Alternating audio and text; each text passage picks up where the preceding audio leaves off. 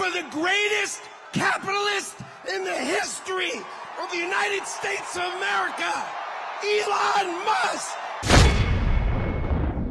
Where are the aliens? Je, unafahamu kama Elon Musk na Putin sio binadamu wa kawaida? Inasemekana ni viumbe kutoka sayari nyingine, yani aliens. Dhana ya viumbe wa ajabu wanaojulikana kama aliens imekuwepo kwa muda mrefu, ikiibua mijadala kati ya wanasayansi, wanahistoria na wafuasi wa nadharia za ajabu. Watu wengi wanaamini kuwa kuna uwezekano wa maisha ya nje ya dunia, huku baadhi yao wakidai kuwa wamewahi kuwaona au hata kukutana nao. Swali ni kwamba, je, aliens ni nini? Aliens ni viumbe wanaodhaniwa kuishi nje ya dunia, katika sayari nyingine au sehemu za mbali za ulimwengu. Wanasayansi wanatafuta ushahidi wa uwepo wao kwa kutumia teknolojia kama SETI, Search for Extraterrestrial Intelligence, na teleskopu kubwa zinazofuatilia mawimbi ya redio kutoka angani. Aina na tabia za aliens. Hawa viumbe wakoje au wanaonekanaje? Aina ya kwanza ni Greys, wazungu wekundu au wa kijivu. Greys ni aina ya aliens maarufu zaidi katika masimulizi ya watu wanaodai kuwa wametekwa na viumbe vya angani. Wanaaminika kutoka katika mfumo wa nyota wa Zeta Reticuli. Hawa wana muonekano wa vichwa vikubwa sana na macho mekundu au meusi makubwa. Miili yao ni midogo, miembamba na yenye ngozi ya kijivu. Hawa hawana nywele wala masikio yanayoonekana. Wanaaminika kuwa na akili za hali ya juu na uwezo wa mawasiliano ya kiakili. Wanahusishwa na matukio ya kitabibu kwa binadamu, ambapo baadhi ya watu wanadai walichukuliwa na kufanyiwa majaribio. Wanasemekana kuwa na hisia hafifu au kutokuwa na hisia kabisa. Aina ya pili ni Reptilians, viumbe wa kijoka au majoka ya angani. Reptilians ni aliens wanaosemekana kuwa na muonekano wa mijusi au uwezo wa kujibadilisha ili kufanana na binadamu. Nadharia za njama zinadai kuwa viumbe hawa huendesha serikali na taasisi kubwa duniani kwa siri. Muonekano wao unafanana na mijusi au nyoka wenye ngozi ya magamba na macho ya kijani. Wana uwezo wa kujibadilisha na kuchukua sura ya binadamu. Wanaaminika kuwa na nguvu nyingi za kimwili na kiakili ya hali ya juu. Wanahusishwa na familia za kifalme na viongozi wakubwa wa dunia, wakiaminika kuwa wanaficha utambulisho wao. Wanaelezwa kuwa na malengo ya kutawala dunia na kudhibiti wanadamu. Aina ya tatu ni Nordics, wazungu wa angani. Nordics ni aliens wanaoelezwa kuwa na sura ya kibinadamu, wakifanana na watu wa kaskazini mwa Ulaya. Nordic wanadaiwa kuwa na lengo la kuwasaidia binadamu na kuwaelimisha kuhusu amani. Hawa wao wana sura nzuri, nywele ndefu za rangi ya dhahabu na kijivu na macho ya samawati. Wanadaiwa kuwa warefu zaidi ya binadamu wa kawaida. Wanaaminika kuwa na hisia na huruma kwa wanadamu. Wana uelewa wa hali ya juu kuhusu sayansi na roho. Wanaelezwa kama viumbe wenye upendo na wanaotaka kusaidia maendeleo ya binadamu. Aina ya nne ni Draconians, majeshi ya kijoka. Ni aina ya Reptilians wanaosemekana kuwa ni wakali zaidi na wenye lengo la kutawala wanadamu kwa nguvu. Hawa wao wanafanana na Reptilians, lakini ni wakubwa zaidi na wenye miili yenye misuli. Wanadaiwa kuwa na tabia za ukatili na kutafuta udhibiti wa jamii za binadamu. Wanahusishwa na teknolojia za hali ya juu na nguvu za giza. Wanaweza kutumia akili zao kudhibiti wanadamu kwa njia ya telepath.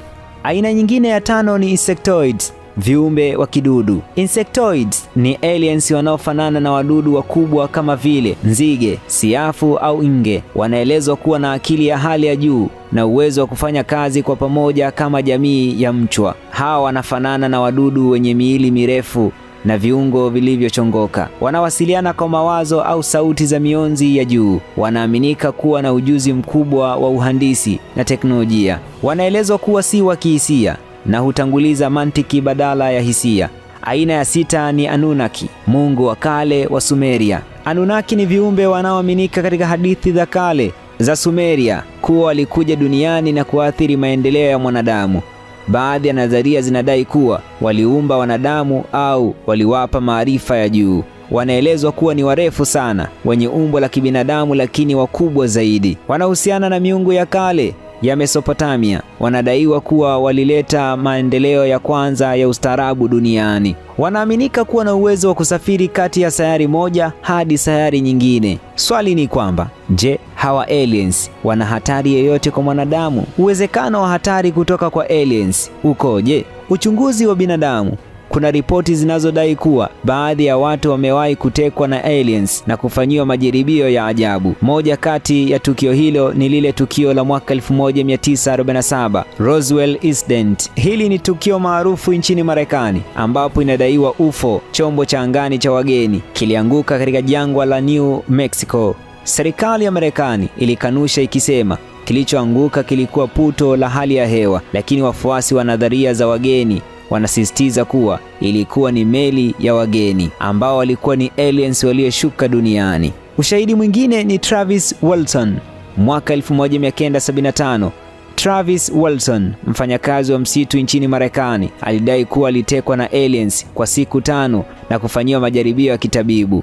Hadithi yake ilifanywa kuwa filamu inayojulikana kama Fire in the Sky. Ushahidi mwingine ni Betty na Barney Hill. Mwaka 1961, wanandoa hawa wa Marekani walidai kuwa walitekwa na aliens walipokuwa wakisafiri usiku. Walisema walifanyiwa vipimo vya kiafya na viumbe wa ajabu. Tukio lao lilichochea umaarufu wa nadharia za utekaji nyara na viumbe wa angani. Binadamu ambao wanadaiwa kuwa ni aliens, viumbe wa ajabu kutoka sayari ya mbali.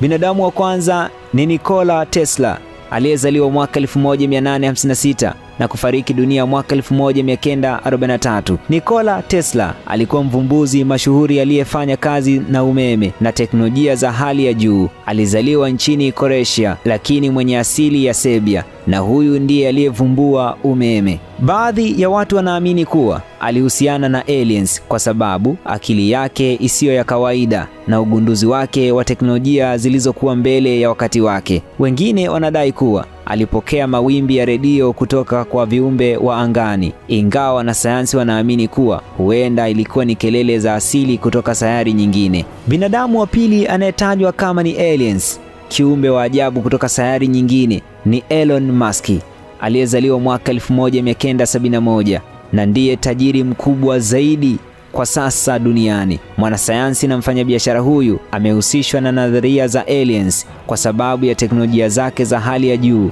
hasa katika SpaceX. Baadhi ya watu wanaamini kuwa Elon Musk ana maarifa ya ajabu kuhusu safari za anga na teknolojia za AI ambazo zinadhaniwa kuwa ni maarifa kutoka kwa aliens. Inawezekana huenda Musk asiwe kiumbe cha kawaida au akawa na uhusiano mkubwa na viumbe kutoka sayari nyingine ambao ni aliens, ambao ndio ambao wanampa uwezo wa ajabu wa uvumbuzi wa teknolojia za ajabu. Binadamu mwingine anayetajwa kuwa ni aliens ni rais wa Russia ama Urusi, Vladimir Putin, aliyezaliwa mwaka 1952.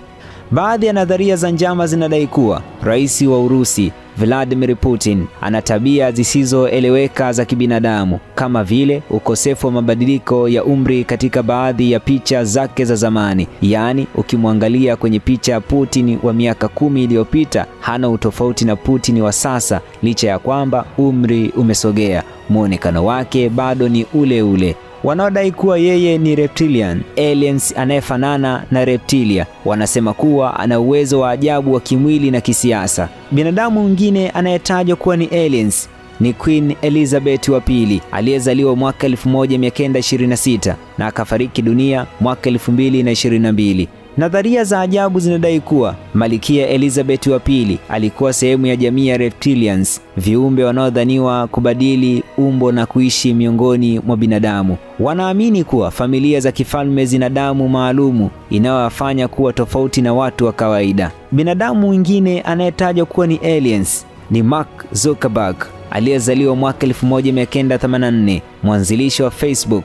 Mark Zuckerberg pia amewahi kuhusishwa na aliens kwa sababu ya tabia yake ya kutoonyesha hisia nyingi kwenye mahojiano na muonekano wake wa kipekee. Watu wengine wanaamini kuwa yeye ni mgeni mwenye akili ya hali ya juu anayetumia teknolojia kudhibiti ulimwengu wa kidigitali. Binadamu mwingine anayehusishwa kuwa ni aliens ni David Bowie, aliyezaliwa mwaka 1947 na kufariki dunia mwaka 2016. Msanii huyu mashuhuri wa muziki alihusishwa na aliens kutokana na mtindo wake wa kipekee wa mavazi na muziki wake uliogusia maisha ya viumbe wa angani. Albamu yake ya The Rise and the Fall of Zing, Stardust and the Spiders from Mars ilimfanya wengi kuamini kuwa alikuwa akijitambulisha kama aliens aliyekuja duniani. Binadamu mwingine ni Barack Obama, aliyezaliwa mwaka 1961. Baadhi ya nadharia za njama zinadai kuwa rais wa 44 wa Marekani, Barack Obama, alikuwa na uhusiano wa karibu na aliens.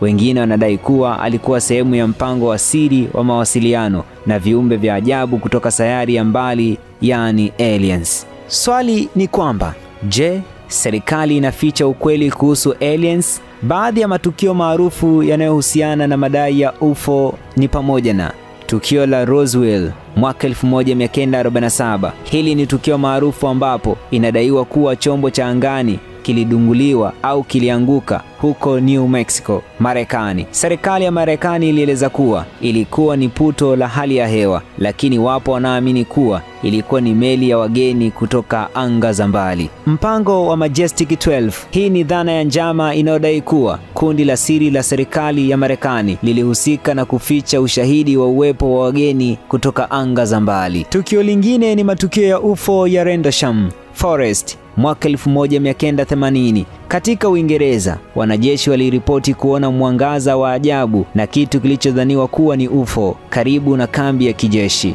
Tukio lingine ni Blue Book Project. Huu ulikuwa uchunguzi rasmi wa serikali ya Marekani kuhusu UFOs uliofanyika kati ya miaka 1952 na mwaka 1969. Ingawa kwa ushahidi mwingi wa video na ushuhuda wa watu, hakuna udhibitisho wa kisayansi unaoweza kudhibitisha kuwa viumbe wa anga wametembelea dunia. Serikali nyingi ikiwemo Marekani zimeanza kufungua nyaraka kuhusu UFOs, lakini hakuna ushahidi thabiti wa asili yao.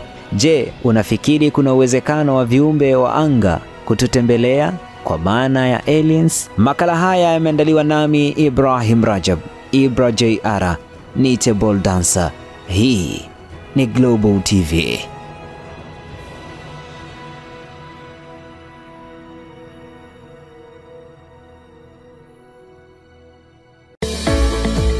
Vikindu New Village wanawaletea viwanja Kigamboni, Dar es Salaam. Kiwanja chenye futi 40 kwa 50, chenye square mita 200 kwa shilingi za Kitanzania $2.3 tu. Na tena unaweza kulipia kwa awamu. Viwanja vipo Rugwadu Magengeni. Fika kituo cha daladala Mwembe Mtengo na safari itaanzia hapo kuelekea site. Huduma zote za kijamii zinapatikana kama vile maji, shule, umeme na hospitali. Vyote vinapatikana. Kwa mawasiliano zaidi, wasiliana nasi kwa simu namba 0760042571 au 0714586642. Instagram wanapatikana @vikindo_new_village001. Ukiwaza kiwanja, waza Vikindu New Village.